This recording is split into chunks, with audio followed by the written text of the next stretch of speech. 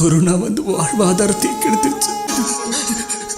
எனக்கு வேலை கிடைக்கலன்னு உங்ககிட்ட நான் சொன்னா நீங்களும் கஷ்டப்படுவீங்களேப்பா. இந்த உலகத்தை விட்டு போறப்பா.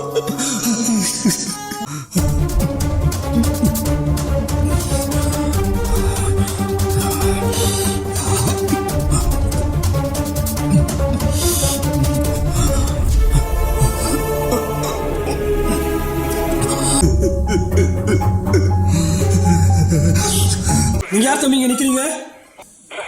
Courier by sir. சார் அவருக்கு சிடிஎஸ் கம்பெனிலேருந்து அப்பாயின்மெண்ட் ஆர்டர் வந்துருக்கு சார். அதை கொடுக்கலான்னு 4 நாளாக ட்ரை பண்ணுறேன். அவரை பார்க்கவே முடியல சார்.